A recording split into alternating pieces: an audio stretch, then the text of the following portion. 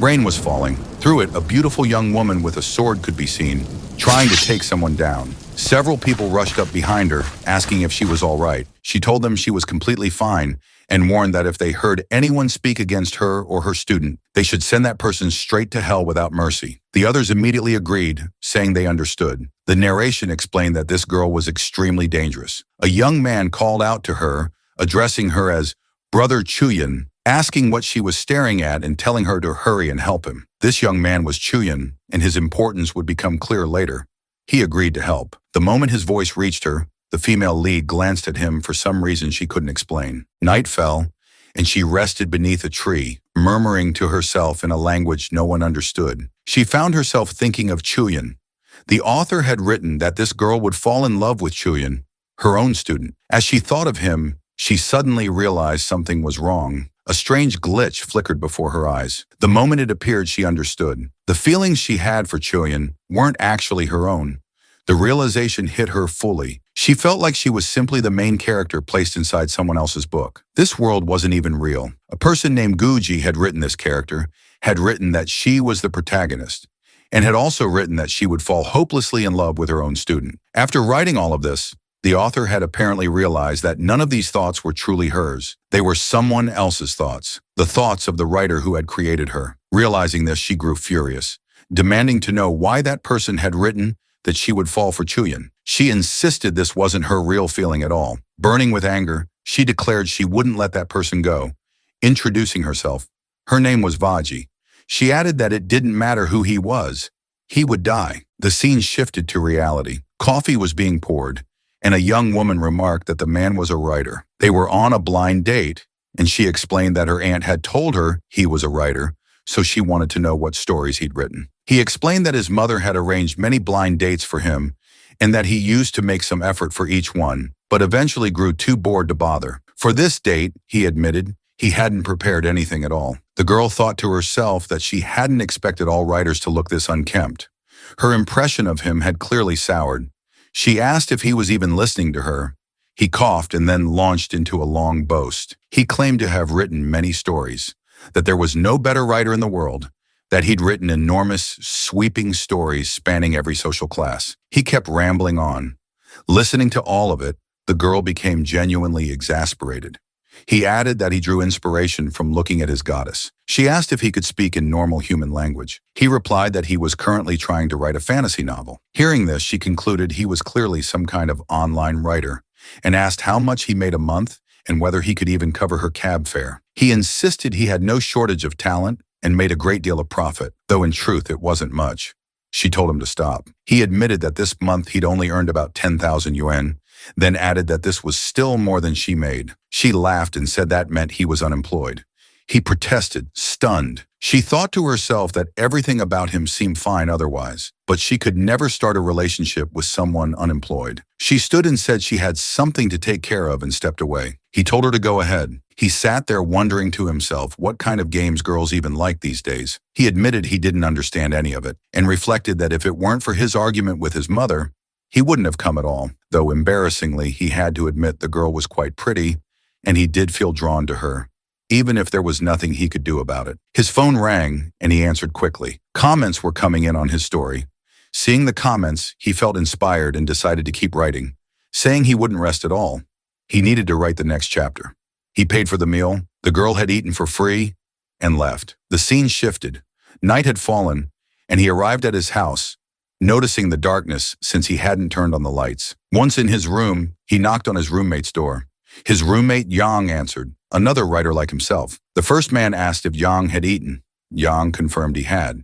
The first man asked how his blind date went. Yang replied it went like all the others. The first man asked what the reason was this time. Yang said it was probably because he didn't have money in his account or enough in his bank balance. The first man acknowledged that he knew, but told him not to worry and to keep working hard. He then gave Yang a motivational speech, telling him not to panic and to start slowly, that once he progressed far enough, he wouldn't need to look back. Hearing this, Yang felt motivated and said he understood. He declared he would change the world and be called a young model. The first man told him to continue and that he was going to his room. In his room, the first man thought about how he didn't know if his ability would be good anymore, since he felt like he'd forgotten how to talk to people. It had been a long time since his blind date, and he'd finally started talking again. He wondered what to talk about now, but admitted that today had been fun. He thought about whether this was what a normal conversation was like, and marveled at how cool that girl had seemed. He found himself comparing her to his main character and thought his character was better. He had created a main character named Vaji,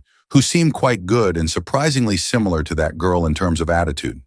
He described her as the strongest cultivator in the world and praised her. He thought to himself that if he made another character exactly the same, he wouldn't be able to distinguish between the main character and the side characters. He mentioned something about Jojo and another character, but said he'd forgotten the name. He was simply thinking about what story to write next. Suddenly, he felt an inexplicable cold from behind him, as if it was coming from his back despite the window being in front of him. Before he could understand it, a sword appeared right in front of his face. He realized someone had thrown it at him, and he was shocked. A moment later, a girl appeared right in front of him.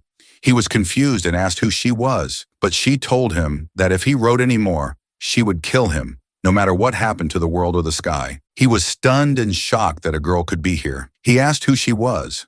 She said her name was Vaji, the name of the main character from his book. He was confused, wondering if this was a coincidence or if he was dreaming from working too late. He questioned whether he was having delusions because he stayed up all night, but then he realized the door was closed. How did this girl get inside without him hearing anything? He wondered if she was a thief. She asked what kind of thief she was, suggesting she wanted to steal his book story. He couldn't figure it out. He thought logically about whether she might be a hacker trying to steal his computer files. But she was so beautiful that he couldn't imagine why she would need to steal anything. He marveled at her appearance, saying he'd never seen anyone this beautiful in real life, and that she exceeded his character design. He wondered if he'd somehow become a magician, but that was impossible. How could a fictional character come to life? He tried to touch the sword cautiously and asked if she could please move it so he could talk. She replied that she wouldn't even need a sword to kill him. She was Vaji. He was shocked, thinking that if she was really Vaji, she could kill him without the sword.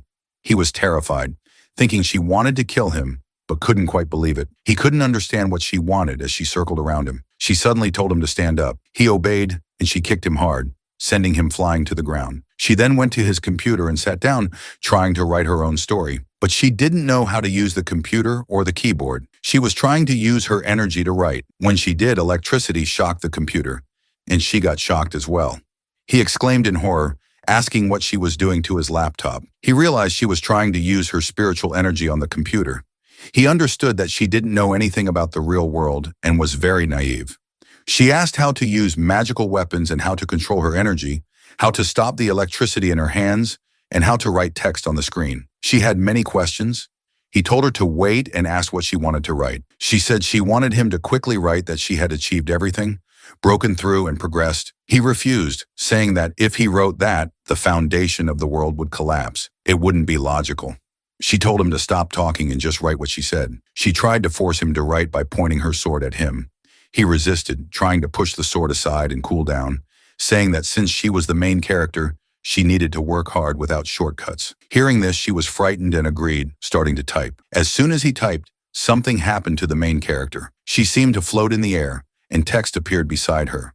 She was shocked, saying nothing happened to her. He told her he had warned her that if she tried to force such things, the foundation of the world would collapse. She replied that she hadn't expected the creator to have no power and be just a scholar. She mentioned that their world was just a book and that their happiness and sorrow were controlled by one person. She said that her emotions would change suddenly just because of his pen. He admitted that she was right. It felt like he was controlling her destiny. He regretted writing that his main character was so intelligent. She asked if he was having second thoughts about her. He said that since she acknowledged that everything was in his hands, he had complete power and could change things. She replied that that wasn't necessarily true. He explained that an author has full control, but at this moment, she was trying to do what she wanted. He assured her that her existence was very important. She needed to be the strongest. She asked if that meant she needed to fall in love with someone. As soon as she said this, he became frightened, thinking he'd dug his own grave. He worried because she was very powerful in the book, but what could he do? She stared at him,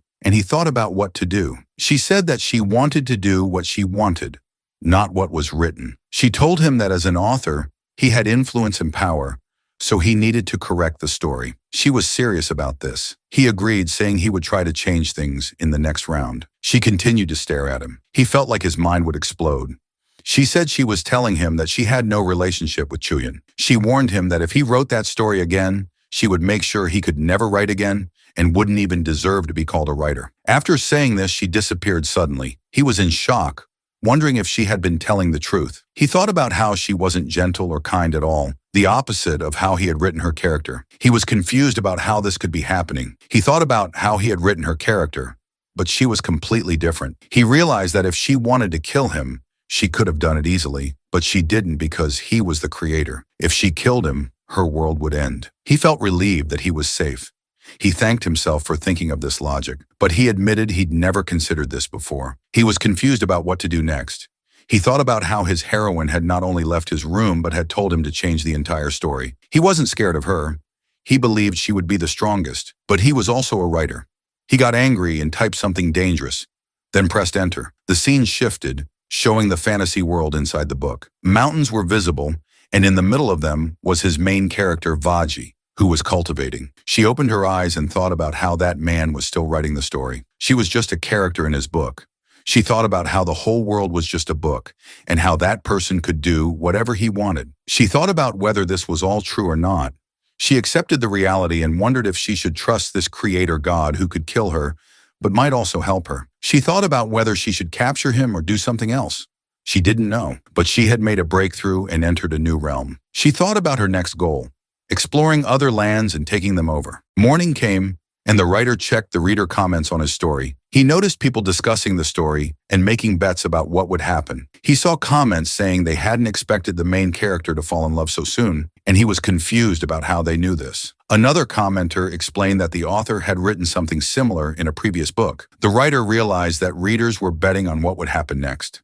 He thought about the importance of keeping suspense in the story so that the audience would be surprised. He was happy thinking about this and told himself that even if his book flopped, he'd only lose money. He hadn't had a flopped book before. The important thing was that he had survived. He had gained 400 new subscribers. He went to his friend's room, expecting him to be writing as usual. His friend opened the door before he could knock. He saw that his friend Yang had packed his belongings. He asked if Yang was going somewhere. The scene shifted to a street stall where these two friends often hung out. The moment was serious because Yang was leaving home. Yang explained that his new book had been reported. He said his work was being used by many people, and they were getting more information from it. An editor had told him that he'd kept it in draft form, but it still got reported. He wondered what would happen when it was published. The first man tried to reassure him, saying his loyalty was strong and there was still a chance. But Yang knew better. He said they hadn't even launched it yet, but this was already happening. He wondered how people would read it. He expressed all his concerns to his friend. Yang said this situation had never happened to him before, and he didn't know what to do. But he admitted that he loved writing books. He wanted to show the world his heartfelt stories. That's why he wrote books. He had struggled so hard. He had worked 10 hours a day writing books and still nothing had come of it. His health had suffered, but he continued. He explained all of this to his friend, who listened silently. The first man admitted that Yang worked harder than he did, having seen him writing while delivering food. Yang said that this time he wouldn't succeed, and his parents were waiting for him to succeed and lift them out of poverty. But now he understood he needed to face reality and live a normal life. The writing world wasn't for him anymore. He said his pen might not even belong in this world. He was leaving. The first man understood but told him that even though he was poor and struggling, he had gained a good friend. If Yang ever needed help, he should ask. Yang agreed, saying they lived in the same city and could still see each other. He wished that the first man's new book would be a hit. He said goodbye and left on his bicycle with his packed belongings. The first man felt discouraged thinking about Yang's situation. He reflected that his own situation was similar. He had dreams but couldn't fulfill them. His first book hadn't made much progress, and he could only do slightly better. But he had no control over his family since they didn't pressure him much. He was lost in these thoughts when he noticed a girl running past him. She bumped into him slightly. He wondered where she came from and why she was running so fast without making a sound. He noticed she was a gaming streamer, an introvert who was running away. He realized she lived in the house next to his. Zhang had mentioned she was a gaming streamer. He thought she must be struggling with her streaming, which is why she was going out to drink. He thought Zhang might like her. The scene shifted again. He arrived home thinking the place was boring with no one to talk to. But suddenly a sword appeared, and he realized his main character, Vaji, had returned. He was shocked and asked what the last sentence he wrote meant. Was he begging for death? He laughed and thanked her. Hearing this, Vaji was shocked that he was thanking her. He expressed relief that she was there so he could talk to someone. She was confused, asking if he was drunk or high, saying he was crazy. He asked her to move the sword aside so they could talk. She suddenly realized she'd forgotten what the last sentence was. He suggested that since she acknowledged he was the author, with all the power, she should just ask him to write what she wanted. She was furious, saying she wouldn't fall in love with Chuyin just because he wrote it. She demanded he change the story. He tried to reason with her, saying she could fall in love with someone else if she didn't want Chuyin. She replied that she wouldn't fall in love with anyone, asking why he thought she needed to. She refused to think about it. She stared at him intensely, telling him to change the story. He became frightened and tried to explain, but she demanded he say something. He admitted he couldn't change the story now. She was shocked at his refusal. He showed her his phone, explaining that the script was already public, so he couldn't make changes now that people had commented. When she realized this, she told him he would die. No one could save him now. He panicked, begging her to wait, saying he could change things, asking her to stop. He tried to convince her and asked why she was here. She was confused by his question. He explained that this could be dangerous for her and asked her to think about the reason. He suggested it was important that she had a divine mind and that her body and soul were completely separate from her physical form. She questioned whether her body existed or if she was just a soul. He was trying to trick her by making her doubt her existence. She checked her cultivation experience and realized her body did exist. She asked what would happen next. He explained that he could make changes for her and that by taking risks, she could avoid danger. She agreed to ask if he would help her. He said yes, admitting that based on her appearance and other factors, thinking too hard would tire her mind. He pointed out that if he couldn't control himself in this world and someone else controlled him, how would he feel? If he knew he was a character in a book, he would feel terrible. She should know that she was dependent on someone else, and he could help her. He successfully traps her in his narrative logic. Hearing this, she asks suspiciously if our smooth-talking scribe is genuinely going to help her. Our guy nods aggressively with the confidence of a man who just realized he has no plan whatsoever, asserting that yes, absolutely, and explaining that given her magnificent appearance and all her traits, he is sure overthinking these cosmic anomalies will completely drain her mind. He notes that if a character inside a book realizes they are being controlled by an external force and cannot even control their own thoughts, it must feel incredibly tragic, adding that just thinking about it makes him feel deeply sympathetic toward her. He points out that she clearly knows she is currently dependent on his all-powerful pen of destiny, so he will help her. Hearing his speech, the girl stares at him, completely falling for his trap, and finally agrees. Our guy concludes that she has tried her way, but it clearly didn't work. So she should let him handle this with proper narrative logic. He tells her to listen, explaining that before the chapters are officially published online, he will keep the raw text saved as a draft so they can test the cosmic effects first, and adding that he is going to write a specific script sequence right now to see what happens. He types out the text but keeps it strictly as an unpublished draft. The moment his fingers hit the keys, a strange cosmic energy begins to shift around them. Whatever is happening, even the observers don't fully comprehend. Meanwhile, the girl experiences a sudden sensation and thinks to herself that the man is physically weak, and yet his words hold a strange, absolute influence over her reality. She wonders what she should do with this human once she acquires full power, considering holding him captive as her personal scribe and continuously increasing her own spiritual strength, but questioning if that is the right path. Just then, our guy breaks her thoughts, telling her to listen and explaining that he is going to write a narrative sequence that will allow her to experience a profound cycle of life and death, noting it will be an incredible experience for her character arc while explaining a bunch of plot points. The girl cuts him off sharply, telling him that he thinks he knows her perfectly just because his hands wrote her existence, but warning him and asking what he thinks will happen if she delivers a heavy blow to his face if he utters another word. Our poor guy instantly panics, stammering to ask why on earth she would hit him since he is actively helping her resolve her plot crisis. He points out that the female lead he designed was incredibly elegant, beautiful, and magnificent, and questions if it isn't an absolute surprise that a regular human managed to construct her entire universe. He urges her to think about it rationally because according to her world's parameters, he is essentially a supreme god, and reassures her that once her character arc is successfully completed, she will be able to completely break free from the book boundaries. Hearing his elaborate explanation, the girl contemplates if such an outcome could truly be possible, admitting that this man is indeed the one who constructed her entire reality and concluding that she accepts these terms. Seeing her back down, our guy smiles and notes that it is not a major issue, but they should at least introduce themselves properly. He reminds her that this is the second time she has broken into his house, stating that his name is Chu Jae as he introduces himself and extends his hand for a formal handshake. The moment his hand moves forward, she flies into a rage, snapping at the mortal to get his hands away from her and demanding to know if he is trying to touch her. She proclaims that she is the great Wu Ji and does not allow just anyone to touch her, ordering him to back off. Our guy sighs internally with the weariness of a tired novelist, thinking that in the next plot update, he is definitely going to code some basic social etiquette into this feisty maiden settings. He reflects on what a difficult girl she is since she doesn't even know how to accept a basic greeting, which he finds unbelievable. Outwardly, he clears his throat, telling her that he is not entirely sure about her cultivation dietary laws, but asking if she wants to grab something to eat. He inquires if her soul can consume real-world food because he is absolutely starving, and invites her to let him show her around the real world. The scene shifts to a bustling outdoor marketplace where our poor immortal is about to have a culture shock special. The girl looks around, completely mesmerized and stunned by the modern environment. Just then, they pass by a local woman talking loudly on her phone to her boss, explaining that she is completely stuck in a massive traffic jam and promising to be there as soon as possible. Hearing this, Wuji is thoroughly bewildered about what on earth those people are talking about. She observes people clicking photos, while others are engaging in modern activities.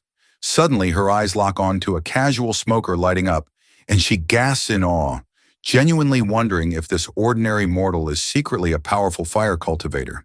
She genuinely believes the man is a powerful fire cultivator, manipulating raw flames. She analyzes the pedestrians in bewilderment, thinking that these clueless mortals possess absolutely zero spiritual aura whatsoever. She reflects that a phenomenon where mortals walk around with zero aura usually only happens when an entire civilization achieves immortality, wondering if that means everyone in this world is an immortal deity. Just then, two regular guys walk past, casually chatting and apologizing to each other after a minor bump. She watches them, completely mind-blown by how real that world is. Our guy walks beside her and chuckles, telling her that in this world, everything is exactly as she sees it, and suggesting that they walk and talk while checking things out. He adds with a grin that she should come on so he can treat her to a taste of literal heaven. The scene shifts to a local noodle shop where steaming bowls of noodles are served. Our guy digs in and asks if she wants to try some. When asked, the girl nods slightly, indicating her curiosity. Seeing her response, our guy calls out to the shopkeeper to bring them another bowl of noodles, and the vendor shouts back that it is coming right up. Within moments, a fresh bowl of noodles is placed directly on their table. The girl observes the dish, takes a bite, and her eyes instantly light up as she wonders how something this incredibly delicious can exist there. She devours them happily, reflecting that it is amazing and that she hasn't consumed anything that wonderful in ages.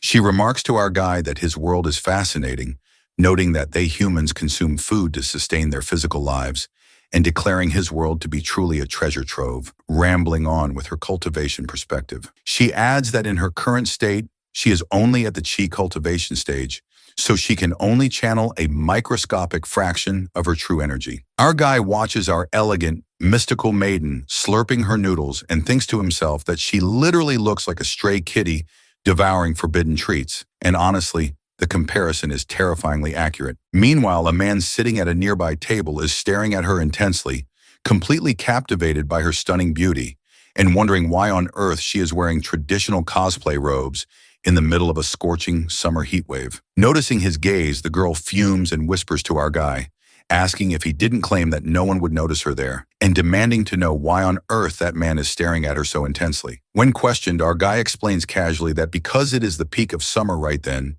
and she is wearing highly theatrical, heavy robes, people are literally just wondering if she isn't feeling hot in that. Hearing his explanation, she pouts instantly. Our guy quickly covers for her, calling out to the staring onlooker with a straight face to not mind them, explaining that they are actually travelers from another dimension, or basically aliens. Hearing this absurd excuse, the onlooker just gives them a thumbs up and quietly walks away.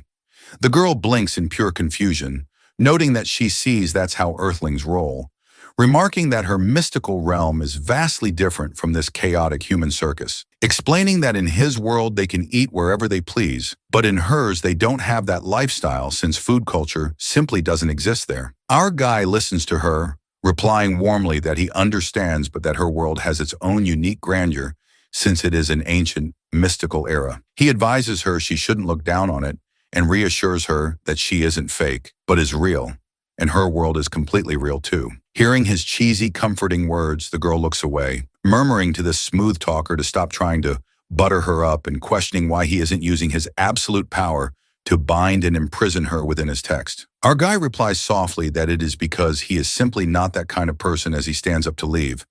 And the moment he utters those words, the girl is struck by a deep, silent realization. The scene shifts as they head back toward the apartment building. Wooji walks silently beside him, reflecting that in this weird alien universe, this weirdly useful mortal is the only soul she knows. Noting he is her sole anchor there, she doesn't know about anything else. And she doesn't even know if she can successfully survive in that realm where concepts of wealth and poverty are so stark. She concludes that to truly comprehend this world, she must follow him closely for now and cooperate with him. Her mind constantly drifts back to his words about being simply not that kind of person. Lost in thought, they finally arrive back at the apartment. Our guy locks the door behind them and immediately heads to his desk to work. Seeing him type, she approaches and asks what exactly he is doing now. Our guy replies that he is writing the next arc of the story because he knows exactly what needs to be done, reminding her that she asked him to outline the future plot. Our guy launches enthusiastically into his grand storyline. But the moment plot point arrives, our furious maiden's eyes widen in absolute murderous horror. Our guy explains cheerfully, because apparently he has a death wish, that after this arc, our heroine will face off against a massive, venomous entity known as the Lord Snake, and that during the climax of the fight, she will accidentally fall straight into his venomous pool, causing her body to be heavily poisoned. Hearing this catastrophically terrible plot twist, our outraged maiden violently grabs his poor manuscript and shreds it into confetti, screaming that this is absolute garbage, calling it completely unacceptable, and demanding to know how on earth he can let a disgusting snake poison her body. Our guy tries desperately to reason with the rage beast before him, telling her to wait and explaining with the desperation of a condemned man that at that exact same time, her disciple Shudian will be right outside the cavern, and by pure accident, he will discover the hidden fruit that serves as the perfect antidote to the snake's venom, explaining that Chudian will obtain the antidote to save her life. Hearing this absolute nonsense, our temperamental goddess fumes, calling him a literary hack, proclaiming his storytelling to be completely garbage, and demanding to know why he is writing this cliché nonsense as she starts screaming at him in creative frustration. Our guy treats it defensively, asserting that this isn't a garbage plot, but a solid dramatic sequence. But the girl aggressively grabs the doomed novelist by his collar and barks like an angry noble, demanding to know what kind of trashy writing this is and ordering him to explain himself. Our guy gasps for air like a drowning man, asking what else he's supposed to write since this prickly maiden hasn't exactly given him many options, pointing out that Chudian is a fantastic character who is supposed to be the heroic lead of this entire story as he argues his case. The girl commands, like the authoritative divine being she is, that he must scrap this ridiculous snake venom nonsense immediately. Our guy counters, asking why he should drop it when she has already heard the entire sequence now, meaning she literally knows exactly what is going to happen, and suggesting that she can use this future knowledge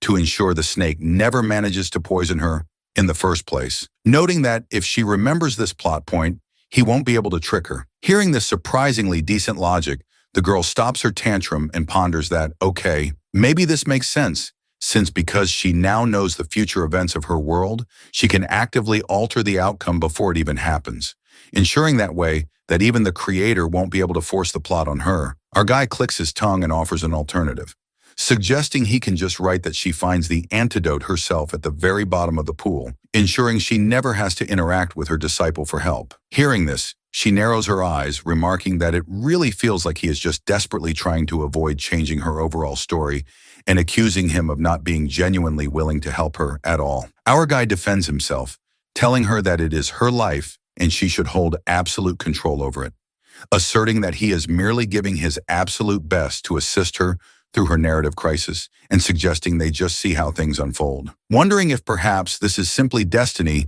as he finishes his speech and gets back to typing. The clock rapidly ticks forward, passing 11 p.m., and eventually by 9 a.m. the next morning, our guy finally finishes the grueling writing session. He successfully completes the entire manuscript draft.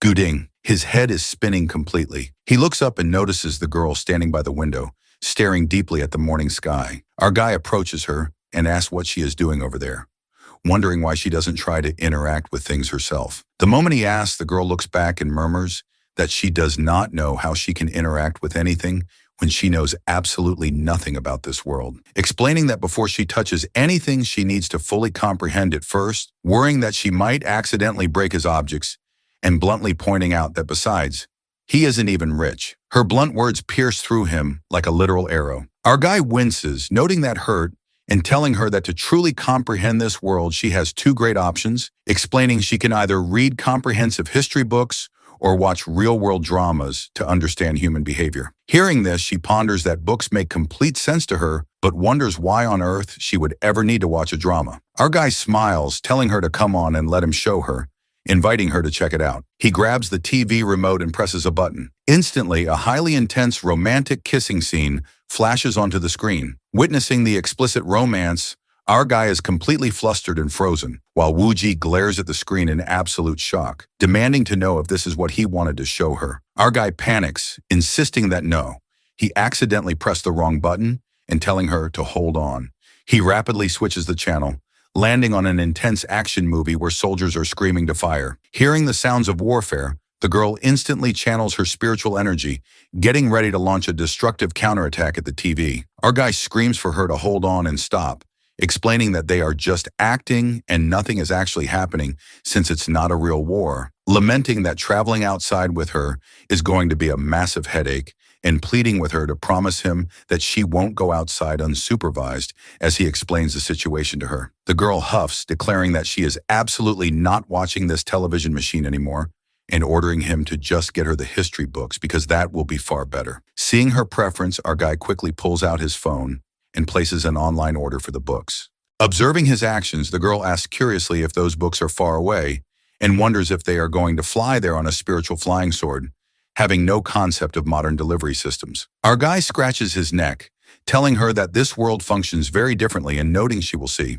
As he explains it to her, she suddenly steps incredibly close to his face, demanding to know how much time it will take to arrive. Being in such extreme physical proximity to her gorgeous face, our guy blushes furiously and stammers that it will take a little bit of time. Hearing his answer, she nods, deciding that is fine then, and she shall wait, announcing she will go stay in that empty room and wait there because she does not want to disturb his work. After uttering these words, she turns away, blushing fiercely for some mysterious reason. Our guy reflects that she is right, but notes this is the first time in his entire life he is actually sharing an apartment with a girl. Just then, she looks back and questions what kind of expression that is on his face, ordering him to explain it to her because she doesn't get it at all, and adding that anyway, they are officially living together now, albeit in separate rooms. Our guy walks over to check the empty room and scratches his head, noting that there isn't even a bed in that room. Hearing his concern, she dismisses it, stating it doesn't matter at all.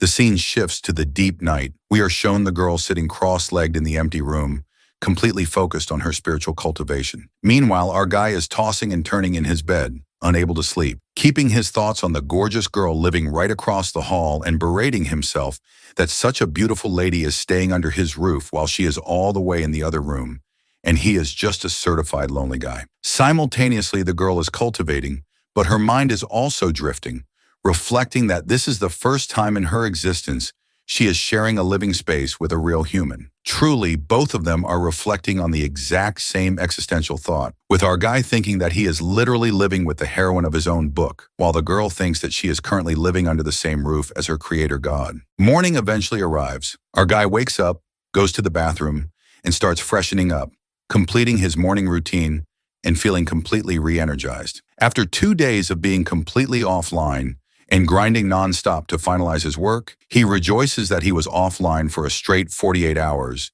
to clear that manuscript and notes it is now officially done, calling it absolute bliss and wondering how Wooji will feel about the update. Our guy feels incredibly fresh after achieving his massive writing milestone, but the moment he steps out, he freezes. The girl is standing right there, staring at him intensely, and our guy hadn't even noticed her approach.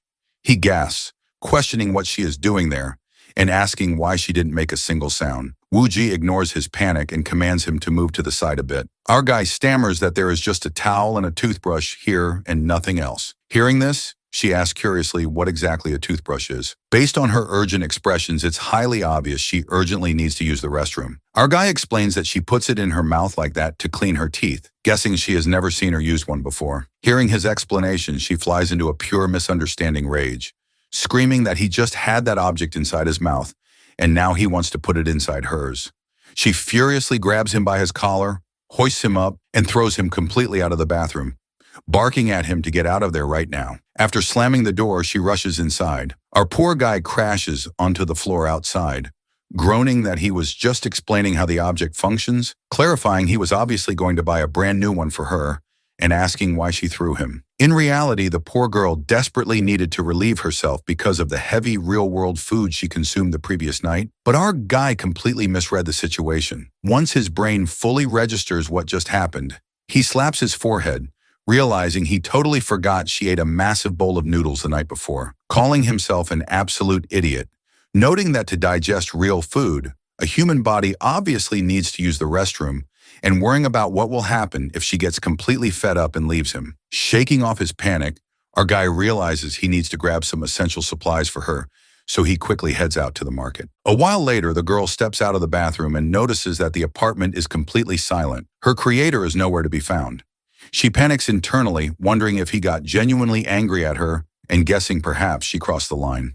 Her face flushes with absolute embarrassment and guilt. She quietly walks over to the living room and sits on the sofa, murmuring dejectedly that he isn't there, wondering where on earth he went, and worrying that he must be deeply upset with her. The scene shifts to a short while later. Our guy arrives back at the apartment carrying several shopping bags. He steps into the living room and locks eyes with the girl, who is staring at him with an incredibly innocent, quiet expression. Before she can even apologize, our guy holds up the bags and smiles, telling her to look because he brought some supplies and breakfast for her, and adding that yes, he thinks they really need to sit down and have a proper, mature conversation. He sets the food on the table, pulls out a fresh bun, and begins eating.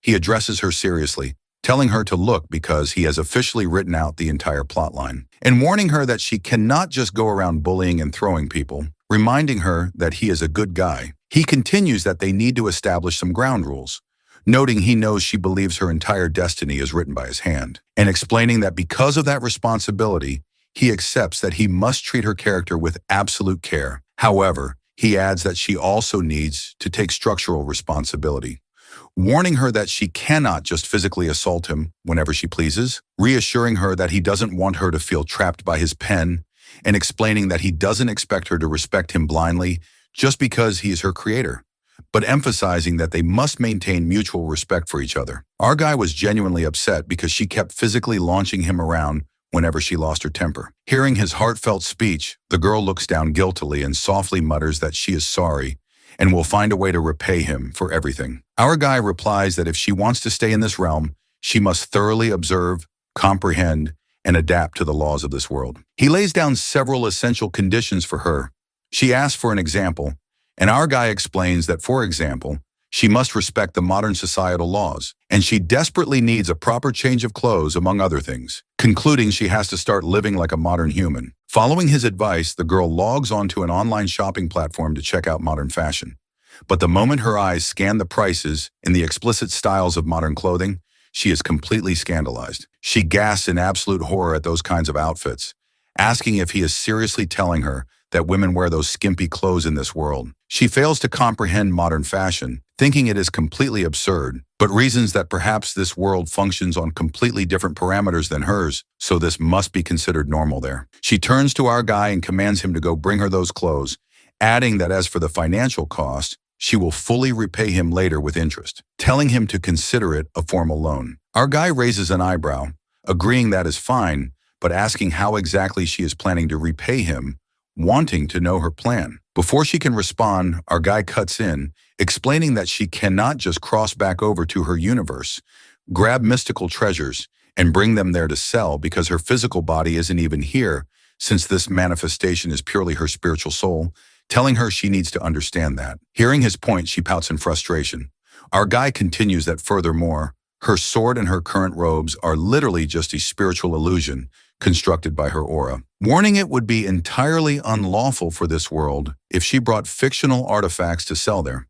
He adds that she also cannot just go outside and perform supernatural stunts or shows to make quick cash because he knows her character perfectly since he is the one who wrote her, noting she possesses immense absolute pride as the strongest cultivator, so she would never resort to doing cheap street performances. As our guy breaks down her personality, the girl grows increasingly annoyed, wondering how on earth this human knows her psychological traits so perfectly and finding it infuriating. Our guy offers a real solution, suggesting that in fact, she can actually write web novels online so that way she can earn her own independent income. But explaining that to do that, she will have to use his bank account so that the earnings can be processed legally, calling it a viable path.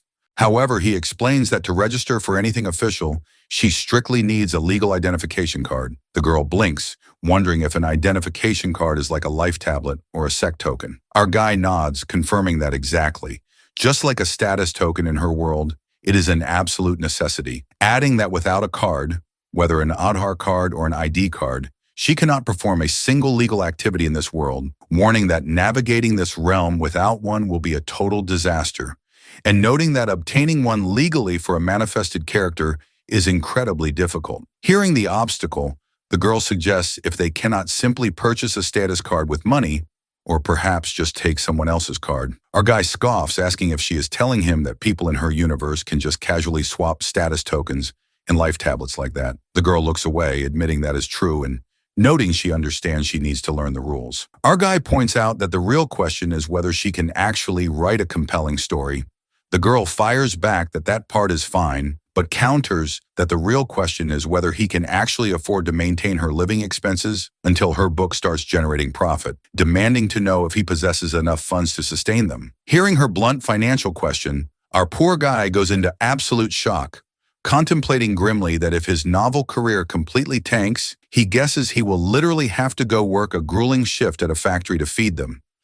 But internally, a sly idea sparks in his mind as he wonders what will happen if he uses his author powers to secretly tweak her character settings, reasoning that if he rewrites her slightly to turn her into a master storyteller, she will be able to pump out absolute masterpiece novels, which he considers a brilliant scheme. Meanwhile, the girl showcases her pride, firmly stating that she has absolutely no need to rely on cheap tricks because she is the great Wu Ji and will easily scale the highest peaks of success in this world, telling him he doesn't need to stress his small mind about it. Our guy smiles, noting that is fine, but adding he can still offer her some solid creative guidance and advice. The girl scoffs that it is sweet of him to offer help, but points out his own career is completely struggling, demanding to know how on earth he is planning to support her or handle their expenses. Our guy responds firmly, telling her to listen because he is not backing down and can easily support one person. He adds that to make this work, she must strictly follow 3 specific rules, explaining that first of all,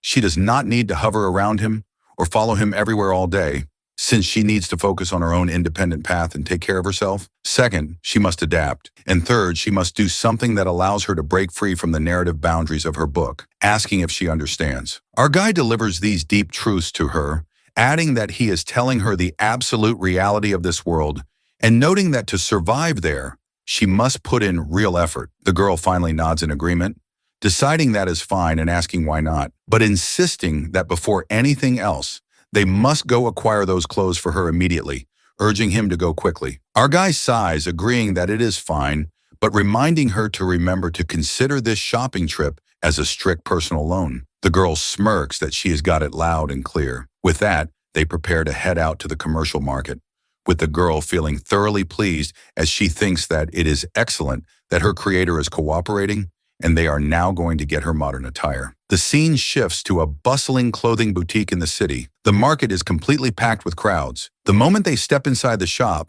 The female sales clerks instantly lock their eyes onto Wuji, gasping in absolute awe at the beautiful lady, wondering where on earth she got that magnificent traditional costume, noting it looks absolutely stunning on her, and praising her as looking like an absolute goddess in that cosplay. Within seconds, all the saleswomen completely surround our heroine, showering her with endless praise. Wuji stands in the center of the crowd, thoroughly overwhelmed and confused, whispering to our guy to ask what kind of clothes she is even supposed to choose there, since she doesn't comprehend any of it. But before he can help, the eager saleswomen start piling dozens of modern outfits into her arms, shouting for her to try this one and try that one. Seeing the mountain of clothes, she is completely bewildered, having no clue what to do, while our guy just quietly sits down on a lounge chair, watching the spectacle. Finally, the girl points at a specific outfit and announces she will try that one, quickly rushing into the dressing room to change. While she is inside, one of the sales clerks approaches our guy with a warm smile, remarking that his girlfriend is absolutely stunning, and noting that honestly, those outfits suit her perfectly since she looks so adorably shy while selecting them. Our guy chokes, questioning the mention of a girlfriend. Just then, another clerk chimes in, confirming that yes, the two of them truly look like a perfect match. Inside the dressing room, Wuji's enhanced senses pick up their conversation, and she ponders in confusion about what exactly a girlfriend signifies and wonders what on earth a perfect match is. She shakes off her thoughts and rapidly changes out of her heavy traditional robes into the modern outfit. The next instant, the dressing room curtain is pulled open. The moment she steps out, the entire boutique falls into absolute dead silence. Every single person in the shop stands completely stunned and frozen, unable to utter a single word. Our guy's heart completely stops beating as he stares at her. She looks so overwhelmingly beautiful that words simply cannot describe it. She steps forward, posing slightly, and asks how she looks. Hearing her voice, everyone breaks into cheers, and our guy stammers that she looks absolutely incredible. The saleswomen squeal that this is breathtaking, declaring she looks more stunning than a literal superstar. Noting her cosplay is amazing, but pointing out that her traditional undergarments seem highly incompatible with modern clothing and suggesting she definitely needs to purchase modern undergarments as well. Asking how about they get her some fresh sets. Hearing this, the girl is thoroughly confused, thinking to herself about the structural purpose of modern undergarments, wondering how it functions, and questioning if normal humans wear those things. One of the clerks approaches her gently and asks her to please tell them what her cup size is so they can prepare the perfect, comfortable fit for her. Hearing this, Wuji is completely baffled, wondering why they are suddenly talking about a cup since they are selling clothes, and asking where a cup came from, having absolutely no concept of modern undergarment measurements. Seeing her complete confusion, our guy adjusts his glasses and calls out confidently to the staff to get her a D cup and make sure it is of the absolute highest quality. Hearing his specific order, the saleswomen look back at him in absolute shock, thinking to themselves that he claims she is just a friend, so they wonder how on earth he knows her exact specific measurements. Meanwhile, the girl looks down at her new modern skirt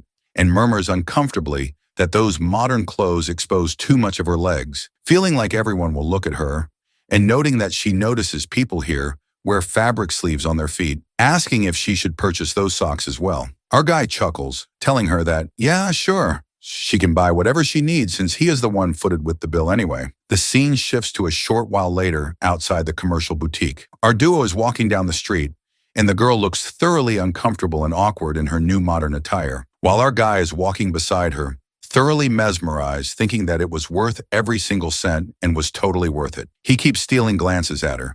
Noting his constant gaze, Wuji snaps, demanding to know what on earth he is constantly staring at, and pointing out he has never looked at her like this before. Caught red-handed, our guy quickly clears his throat and explains defensively that it is not a weird thing, asking if she didn't see how countless people were staring at her inside the shop and noting, it is simple logic. He adds that the reality is she is naturally capturing everyone's attention because she looks exceptionally beautiful, stating it is as simple as that, and explaining people are literally just jealous of her stunning appearance, feeling strangely proud of her. Hearing his words, the girl ponders that she must accept that this is how things function there, but reflects that wearing those garments is incredibly uncomfortable for her. As she copes with the modern outfit, she suddenly recalls the sales clerk's words and asks, by the way, what exactly the definition of a girlfriend is. Our guy freezes, thinking that she heard the saleswomen, and tries to explain it using her world's terminology, asking if she recalls the concept of a Tao companion in her cultivation universe, and noting it is basically like that. Explaining it signifies two individuals who are closer than regular friends living in a formal romantic relationship. Like them, for example. He somehow manages to patch together an explanation, but the girl immediately presses further, asking what the exact meaning of a perfect match is. Hearing her follow-up, our guy stammers that a perfect match is like when two Tao companions are structurally perfect for each other and live together in absolute harmony. Noting that is all. The girl glares at him suspiciously, thinking that he is completely rambling nonsense and she can barely comprehend his logic before letting it drop. She takes a deep breath and looks at the modern city, murmuring that she has officially taken her very first step into his world. Our guy smiles, noting that, yeah, it looks like it. The girl turns to him with a serious look, stating that then the very next step is to acquire that identification card. Our guy winces, noting that part is going to be highly problematic and exceptionally difficult, but telling her to not worry because he will discuss it with his connections, and advising her that in the meantime, she should watch some more modern dramas to thoroughly comprehend the reality and social parameters of this world. The girl nods, agreeing that is fine. As she watches a drama sequence, she asks curiously if this massive city showcased on the screen is called Shanghai, noting she doesn't get it. Our guy corrects her that, no, that is actually Nanjing, and explaining they don't need to focus on the city specifics. Following that, she fires off a relentless barrage of questions about modern infrastructure, public transport, and various urban elements, and our guy patiently breaks down and answers every single query. Finally, she points at a visual on the screen and asks her last question, wondering if that is a mystical fruit and noting it looks incredibly delicious. Our guy smiles, explaining that it is actually a strawberry cake, a wonderful baked dessert. Suddenly, the girl falls into a deep, absolute silence. Noting her sudden quietness, our guy asks what happened and wonders why she suddenly stopped talking. She looks away, deeply immersed in her own analysis, thinking that this man actively writes these beautiful stories because he wants to escape his own mundane reality, and reasoning that is why he became a web novelist,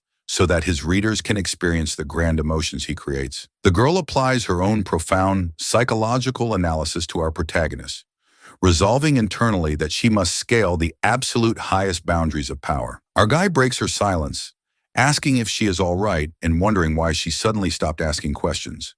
The girl quickly masks her thoughts and replies softly that she was simply tracking the time, adding that she suddenly recalled that he is a highly busy author and noting she remembers he still needs to complete his upcoming manuscript and update his chapters. Our guy gasps, realizing she is right and noting he totally forgot. Seeing his realization, the girl practically drags him toward his desk, commanding him to go focus entirely on his work while she shall focus on hers. The girl walks over to the living room, sits elegantly on the sofa, and looks back at our guy with a profoundly gentle, beautiful smile, gesturing for him to write. Our guy sits at his laptop, completely moved, thinking that this genuinely feels like the warmth of a real home. But right as he bathes in that beautiful emotion, the girl breaks the silence. Uchi speaks softly, telling Chu Jie to look because it seems his updated manuscript cannot keep her soul anchored in this realm for very long, and announcing she must cross back over to her own universe now. She explains that once she returns, she will actively manipulate the laws of her world so that she can stay manifested beside him for a much longer period and eventually journey to you with her true physical body. Hearing her sudden departure notice, our guy panics, jumping up from his desk and shouting for her to wait and not go yet, stating that the most crucial thing that just occurred between them was something he couldn't finish. But before his words can even echo in the room, she completely vanishes into thin air. Her brand new modern clothes instantly lose their form and drop directly onto the sofa, leaving the space completely empty. Our guy stands before the empty couch, completely heartbroken, crying out that his world and his entire world is gone, and lamenting that his home is gone. He laments deeply because she had just filled his apartment with life, but now her presence has completely vanished from his reality. For now, we see that our female lead, Wu Ji, has officially crossed back over to her own universe. Left completely behind, our poor protagonist falls into a deep state of dejection. He sits alone, staring blankly at the modern clothes she left behind, lost in his thoughts. Finally, he picks up her outfits, tosses them right into the washing machine, and stands at a distance, watching the cycle spin. He sighs deeply, thinking that she is really gone, feeling so incredibly sad, and noting his whole lively home feels empty again as he continues to act completely dramatic. While coping with her absence, he ponders what on earth he should do now, deciding he might as well get back to work because he desperately needs to write the upcoming chapters anyway. So he tells himself to focus on that. He opens up his laptop and starts grinding away on his manuscript. Before long, we see that he has officially uploaded the latest chapter online. However, the initial response is completely underwhelming. The readers don't seem to appreciate the new plot directions at all. At the same time, his mind constantly drifts back to Wu Chi. He recalls how she explicitly stated that she wanted absolute freedom, free from the control of any author's pen. Reflecting on this, our poor guy grows deeply anxious, wondering how he could have ever anticipated that the heroine of the very novel he is writing would literally manifest into reality. He hops online to monitor the reader community, eager to see what his audience is discussing. Looking at the comments section, he notices a massive wave of identical complaints regarding why on earth this chapter is so incredibly short, noting it ended so fast they didn't even notice, and questioning if they already finished reading this update, as everyone leaves the exact same feedback. Our guy dismisses his anxiety, thinking that it's fine, and that within a day or two, he will publish a comprehensive outline of the upcoming lore to satisfy them and put out the right content. Just then, he notices a specific comment from a female reader who is enthusiastically praising the chapter, writing that the upcoming arc is going to be absolutely spectacular. As it turns out, she had somehow predicted the plot trajectory beforehand. Seeing her accurate guess, our guy replies directly to her comment, confirming that yes, that is exactly what is going to happen. The moment he posts his confirmation, the female user quickly replies back, writing a welcome and thanking the author for the response. Our guy smiles, thinking that at least some people are actively hyping up his work. Meanwhile, the scene shifts, moving back inside our heroine's mystical cultivation universe. We see Wu Ji sitting in a state of deep, absolute meditation, channeling her spiritual energy. The moment she slowly opens her eyes, she confirms that she has successfully crossed back over and returned to her own realm. Now she needs to head straight to her grand palace hall, where her subordinates have been anxiously waiting for her return. Before long, the high-ranking members of the council chamber arrive to deliver an official report to their leader. They bow deeply, reporting to the Grand Matriarch. Based on the strategic information delivered by her scouts, Wu Ji commands firmly that it is very well, and she shall personally journey to handle those adversaries herself, ordering him to go instruct their absolute finest disciples to prepare for departure. Hearing her order, the commander complies instantly, bowing and stating that it is understood, Matriarch, and adding that he shall personally lead a vanguard of their top disciples. As they prepare, our heroine smirks internally, thinking that it is excellent and she already possesses full knowledge of exactly how this layout is going to unfold. Having acquired future knowledge from her real-world creator, she reflects that she knows for a fact that this crucial clue was uncovered by disciple Chutian, finding her future knowledge flawless. She addresses the commander openly, telling him to listen and explaining that she wishes to personally extend her gratitude to Chutian, noting his fortune has been exceptionally grand, and ordering him to ensure Chutian receives an abundant extra reward for his massive contribution to their sect. Hearing her unexpected favor toward a low-ranking disciple, the commander is thoroughly stunned, wondering how on earth the Supreme Matriarch discovered Chutian's specific findings. Meanwhile, we cut to Chutian, who is completely focused on his physical cultivation practice. Suddenly, a formal announcement echoes through the grounds, and a messenger approaches him, calling out to Chutian that the Grand Matriarch has summoned him to her presence immediately. Hearing the summons, the boy complies nervously, stating that it is all right and he shall attend at once. The scene shifts to the Grand Palace Hall. Chutian arrives before the Supreme Matriarch, dropping to his knees to offer a formal greeting, declaring his humblest respects to the Grand Matriarch as he bows deeply. However, Wu Ji doesn't say a word. She just glares down at him with an intensely sharp, analyzing gaze. Under her terrifying scrutiny, the poor boy begins to tremble in absolute fear, panicking internally and wondering why on earth the matriarch is staring at him with such a dangerous, piercing look, failing to comprehend her behavior. As he remains kneeling, the matriarch is analyzing his face, thinking to herself about why on earth his facial features look so incredibly similar to Chujie's messy face. Looking at her disciple, she realizes that Chutian's design shares an uncanny facial similarity with her real-world author. Having made the connection, she concludes that this is the narrative layout, while poor Chutian is completely lost, wondering anxiously if she is putting him through some kind of psychological test.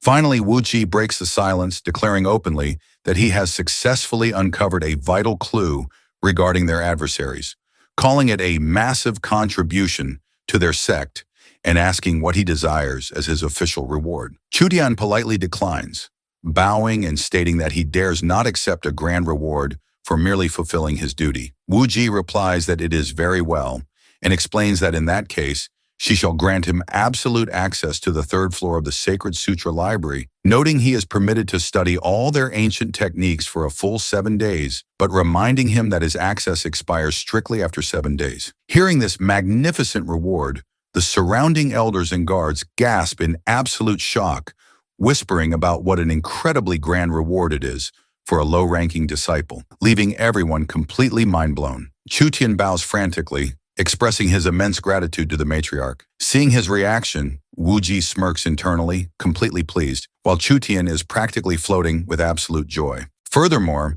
she notes that he has been cultivating heavily and hasn't consumed a proper meal, commanding that he be provided with extra premium rations at the dining hall for the next 7 days. She then addresses the hall, reminding them to remember that in 7 days, they shall officially journey to the Serpent Island to claim the artifact. Hearing her rapid command, the elders are stunned by the sudden urgency, wondering why they are moving this fast, but the gears of her plan are already turning. Before long, 7 full days rapidly flash by. The scene shows the entire vanguard of the sect standing majestically atop their flying spiritual swords, soaring through the skies. They aren't going on a casual journey. They are flying straight into a brutal battle against the Supreme Serpent King. We see Chutian flying alongside the vanguard. Meanwhile, Wu Ji observes him from the front, reflecting that Chutian's current cultivation level is still exceptionally low, and admitting she doesn't even know if he can successfully survive this brutal clash. Feeling a wave of concern for her disciple, she leads the charge, thinking proudly to herself that she already possesses full knowledge of every single ambush and trap waiting for them, because her creator God explicitly outlined this entire battle sequence in his draft, and reasoning that as for Chutian, his cultivation will naturally progress through this trial anyway. She commands out loud to advance at maximum speed and follow her closely, and the vanguard roars back in unison that they will, addressing her as matriarch. The scene shifts instantly to the battlefield on Serpent Island.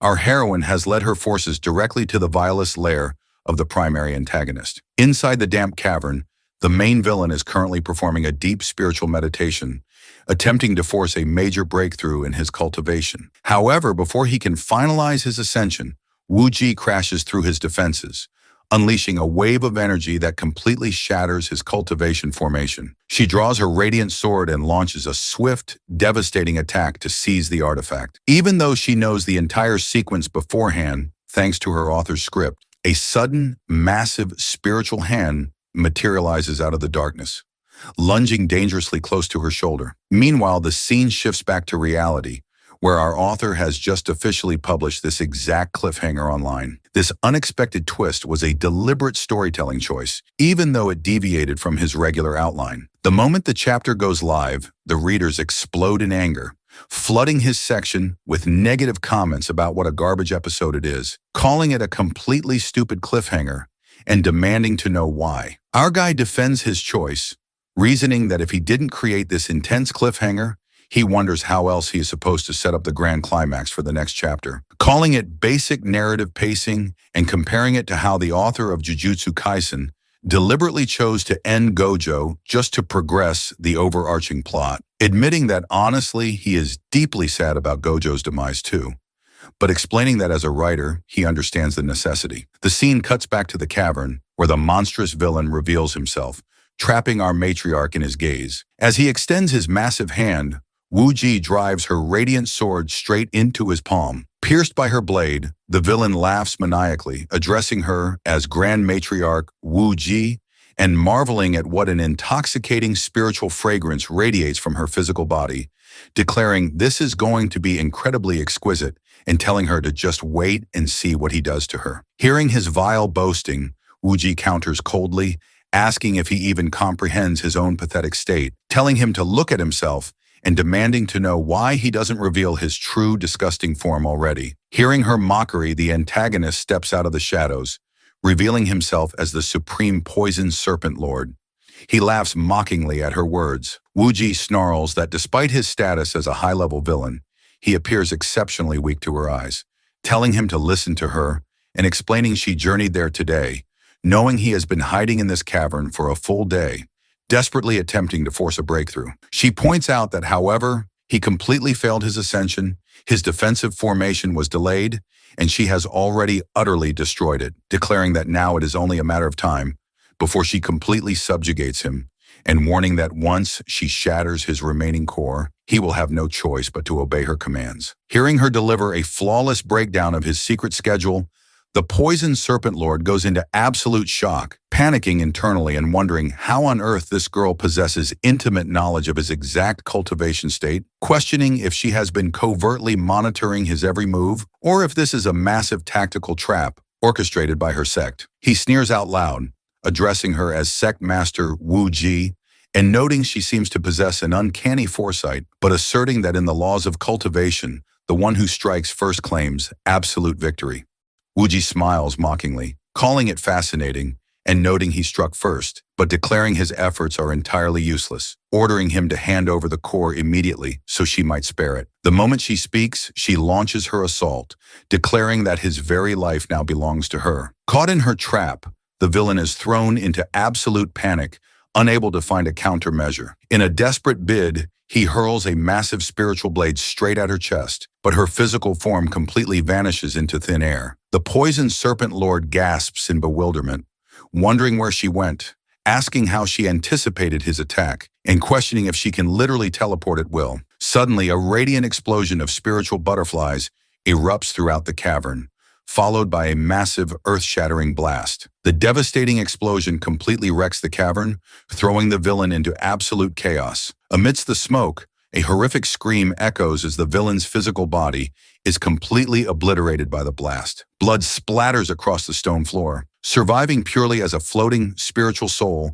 the ruined villain snarls, calling it an insane self-destructive technique, but declaring that no matter, he can manipulate his core as he desperately attempts to inject his remaining soul into the giant centipede to hijack its body. Shaking off the chill, we see our matriarch unleashing a wave of spiritual fire, completely burning the centipede to absolute ashes. However, right as the creature burns, a swarm of microscopic venomous insects escapes the flames, swarming directly onto her arm. Although she manages to avoid a fatal blow, the lethal poison successfully penetrates her physical body. Realizing his time is up, the dying villain triggers a massive, final self-detonation, completely collapsing the cavern lair. Knowing the structural script beforehand, Wuji doesn't panic.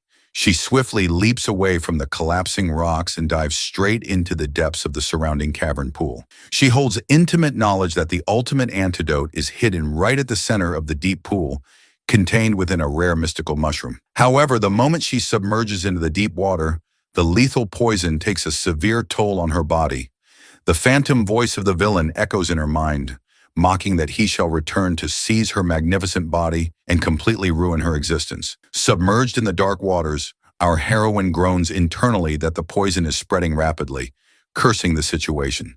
Her physical body completely stops cooperating due to the paralysis. She needs to swim deeper to reach the antidote, but she is completely immobilized as the poison locks her muscles. She falls into absolute panic, thinking that if only Chutian were there to assist her, it would be perfect. But right as the thought crosses her mind, her spiritual aura guides her forward, and she automatically drifts straight toward the glowing mystical mushroom. She opens her eyes to find herself right in front of the artifact.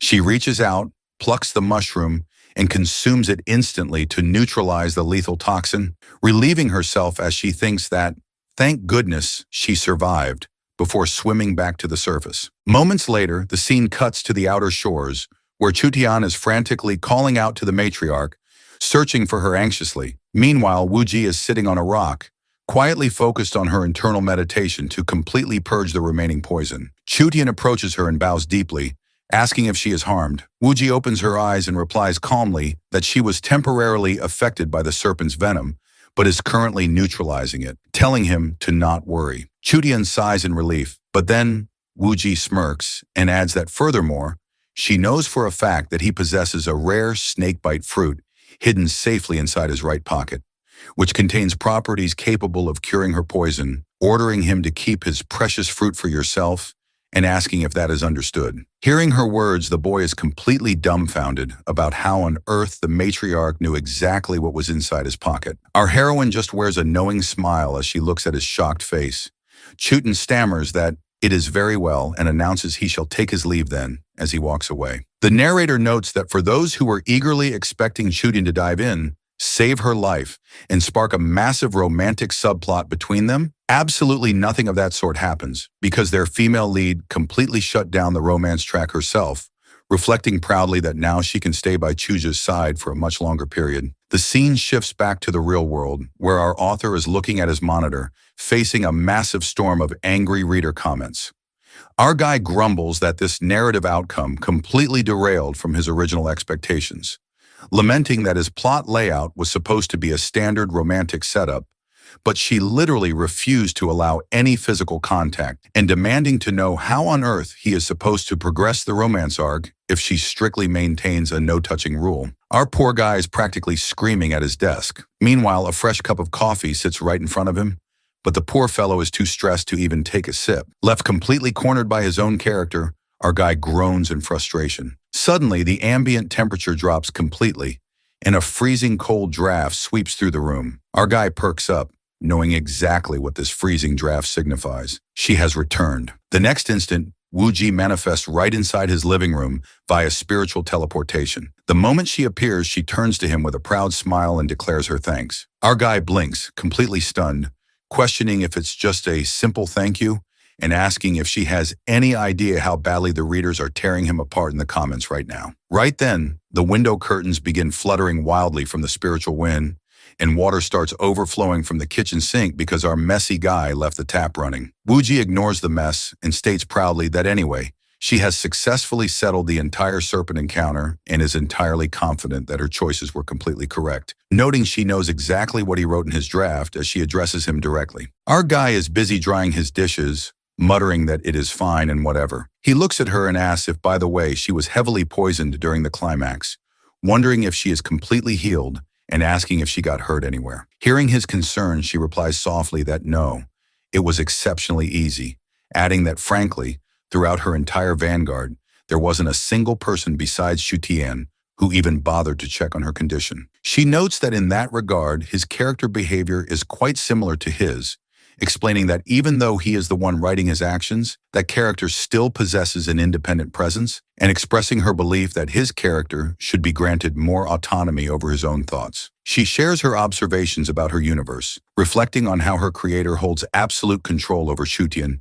and the entire sect, and contemplates that in reality, he is just a character inside a fictional story himself, having no real life outside this script. Our guy breaks the silence, stating that he needs to focus on writing the upcoming chapters, pointing out that the plot sequence he designed for her turned out quite spectacular and seeking her validation. He adds that he needs to continue typing, telling her to listen and explaining that if he had written that she executed the Serpent King on the spot, he would have died right there, instead of escaping into the shadows. He explains his writing choices while offering her a cup of coffee. As he hands her the beverage, she demands to know why on earth he wrote it so that he managed to escape, asking why he intentionally let him flee. Our guy responds that obviously it is because she is an overwhelmingly powerful protagonist, so the central antagonist needs to be exceptionally powerful as well, explaining that having a solid recurring villain makes the plot far more engaging. He adds that the villain fled for now but will return later,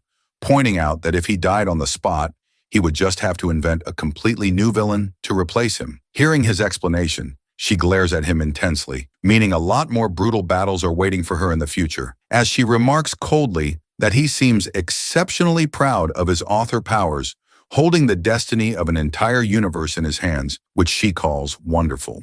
Our guy chuckles, explaining that yeah, he holds absolute control over her universe's destiny, but pointing out that when it comes to the anomalies happening between them in reality, he has zero control since it doesn't function on a predictable scale. For example, he notes he has absolutely no clue how she is managing to cross over from her book into his room, adding that he cannot manipulate her real actions at all, but stating he knows for a fact that their crossing paths is a matter of absolute destiny as he delivers this deep speech. He continues that he cannot alter her true destiny, nor can he control her choices. And hearing this, the girl remains completely silent. Our guy breaks the quiet, asking, by the way, about a highly specific question he has had on his mind for a very long time. The girl turns to him, telling him to ask what it is. Our guy admits internally that talking to her like this genuinely evokes the exact nervous vibe of talking to a massive crush. Outwardly, he rubs his neck, explaining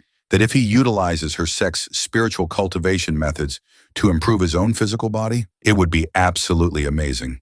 And asking if, since those methods work flawlessly for her, he can try practicing them himself, wondering if he can learn her cultivation. The moment he asks this, the girl ponders that she can certainly instruct him in their arts, but notes there is a massive physiological difference between their bodies, explaining that although their human structures are fundamentally similar, his real-world energy parameters are entirely separate. She channels her aura, creating a small sphere of energy in her palms. Our guy observes it, analyzing that perhaps the spiritual energy in their realm is vastly different, maybe being significantly thinner or structurally altered, as he babbles a bunch of theories. The girl cuts him off, asking deeply that, since he has written countless lives with his pen, she wonders if he has ever contemplated the possibility that he himself might just be a character trapped inside someone else's book, asking how that would feel for him. Our guy quickly waves his hands, panicking and pleading with her to not even say things like that. He dismisses the thought and quickly shifts the topic,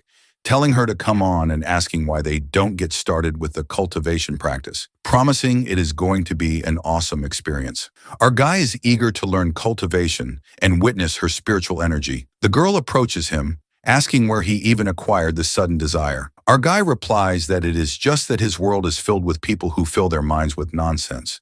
So he simply wants to copy her ancient scriptures for reference. Hearing his motive, she asks about her ancient scriptures in his world and inquires if he wishes to view them, expressing curiosity to see what kind of knowledge exists there. Our guy clarifies that she doesn't realize he already input all her scriptures into his system, asking if she doesn't remember all those text files, and telling her that the data is massive since it occupies multiple gigabytes of storage inside his laptop. The girl nods, telling him it is very well and ordering him to pay close attention as she explains she shall transmit the fundamental principles of their mental cultivation art into his mind, adding that over the next few days, he must gradually discipline his focus and steadily practice the energy circulation. She begins delivering a comprehensive breakdown of the art, outlining what is correct, what to avoid, and the exact steps required. Our guy quickly interrupts, telling her to wait a minute and hold on a second as he calls for a pause and asks what exactly those 12 sacred sutras are, demanding to know how on earth he is supposed to circulate his raw energy through his pathways. Hearing his basic questions,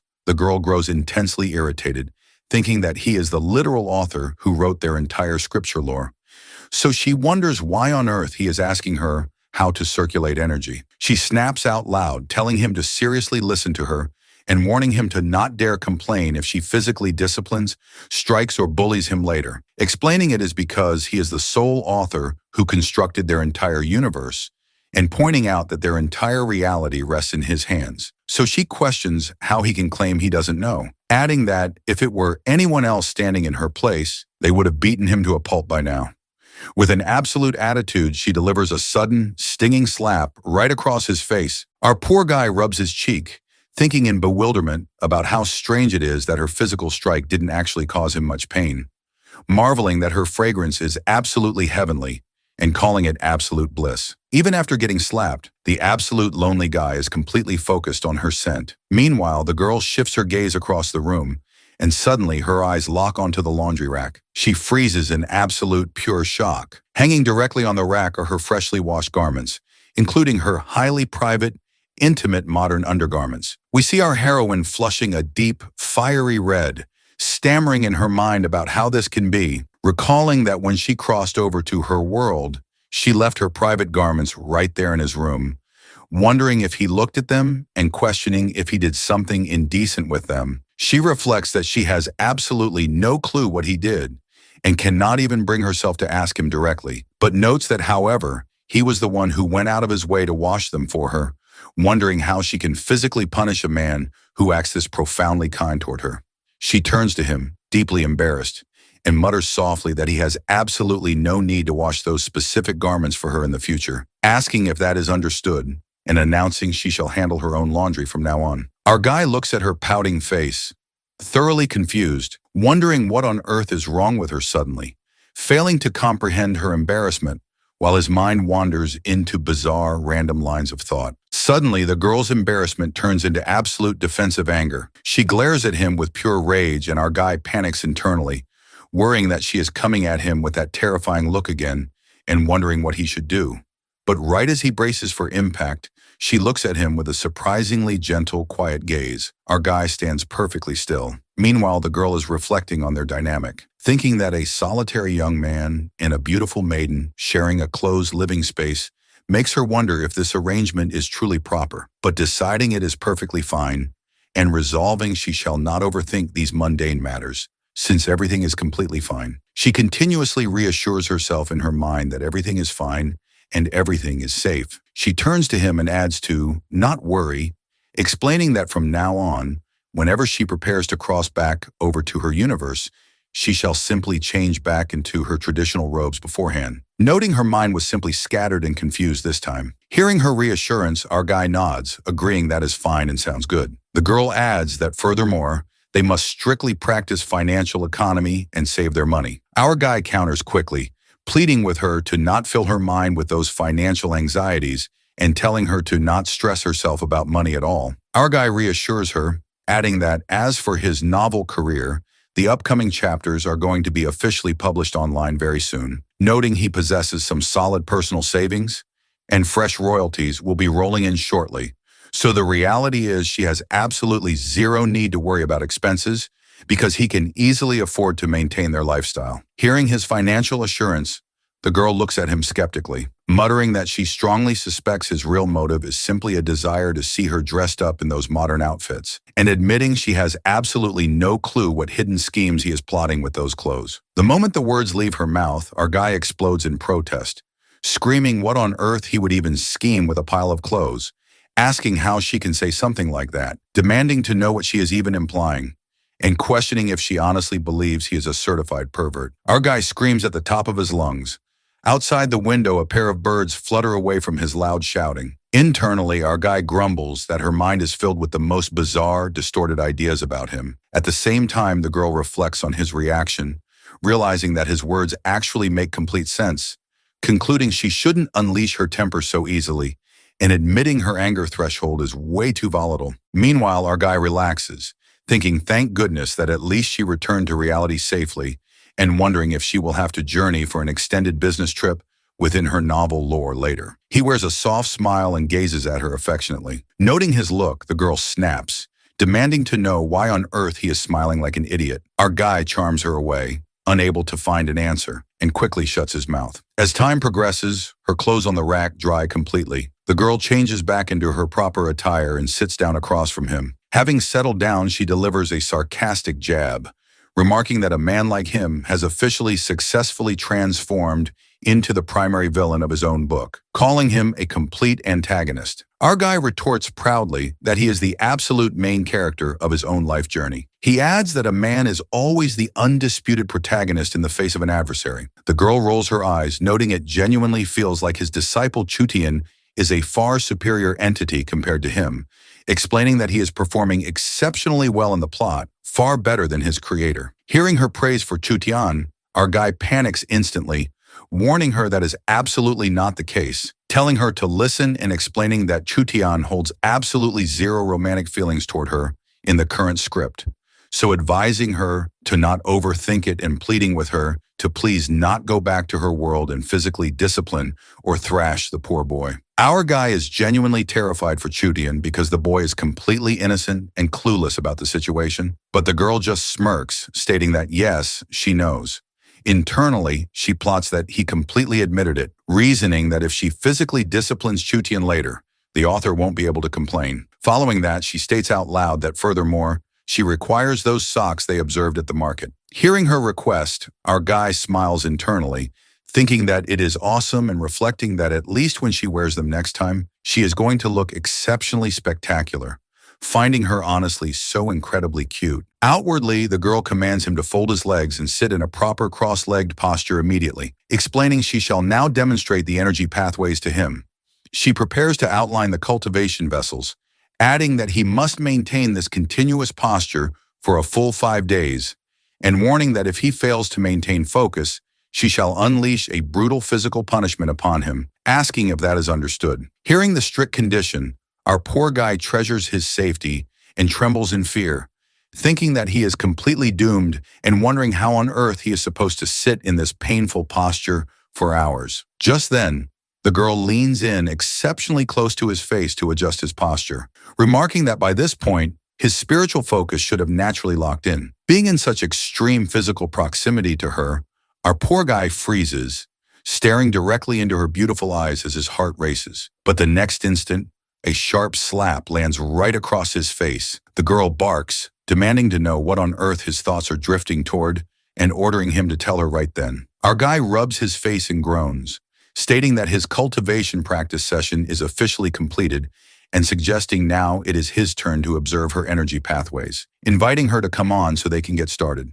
However, she flatly rejects the idea, snapping that it is absolutely not happening and calling it entirely unnecessary. They begin bickering back and forth like a chaotic duo, but suddenly she firmly grabs his wrist, checking his pulse.